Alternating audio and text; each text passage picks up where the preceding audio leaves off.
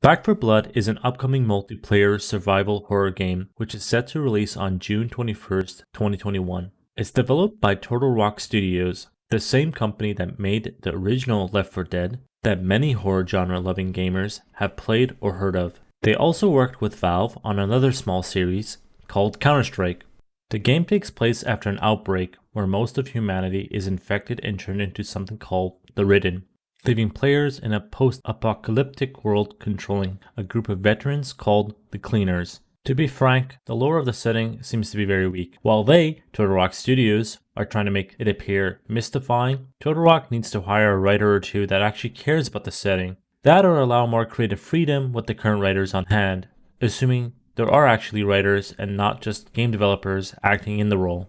The gameplay of Back 4 Blood is very similar to Left 4 Dead. In fact, most would call them identical twins. Only this twin is very dark and twisted and not in a good, scary way. I'll get to what I mean in a few moments. Both of the titles are a 4-player co-op that include an 8-player PvP mode. They both are focused on replayability, using various means to entice the user and playing the game over and over. The game introduces a new feature compared to their older title, simply named cards. At the start of each level or map, players need to build their deck with cards that modify gameplay elements, such as modifying the player's health, damage, and stamina. While this does seem like a good idea, I'll soon talk about why it's not, especially with who is publishing the game and just how desperate the studio is with their cash flow. There does appear to be a silver lining, as the developers have included a classic mode, a more traditional experience that removes all the cards, but it may be locked to new players only and may be taken away from the players over time. The game also has an AI director, which uses corruption cards against the player in order to make the game more challenging. The AI can spawn more or stronger enemies and affect environmental effects, such as having a stronger fog. Now let's talk about the elephant in the room. The $60 price tag for this game is quite ridiculous.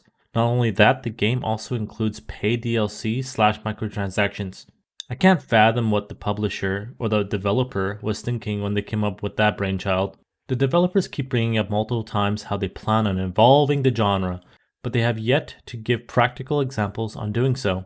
A card system was the only thing that they brought up, and it appears lackluster. If you go watch their Our Vision video, you'll even see the desperation to not call their game Left 4 Dead 3. Perhaps I'm imagining things, but I feel like one of their co-founders is quite angry at Valve, and the studio has thought it was a good idea to put that emotion in their video, even if imaginative. The game is going to be very fun to play for sure, but only for a bit of time before it starts to tank. The very nature of having a competitive game mode in a fun co-op with a dynamic system that modifies your gameplay is quite confusing and a mess that dilutes the direction of the game. How can you make a game very competitive and also feel like a badass when killing zombies? Keep in mind that the game's creative director stated that the characters, the Cleaners, are more confident and capable compared to the characters from Left 4 Dead. I haven't even discussed the one-to-one similarities of the zombies and just how linear all the maps are. The game is going to be a very big disappointment for all Left 4 Dead fans, unless there is a feature that they plan to cram into the game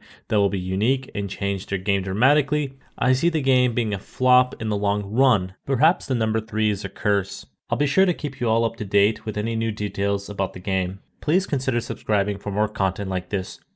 We're gonna make it even scarier and even more intimidating. But you're a badass, so it's not gonna be a problem.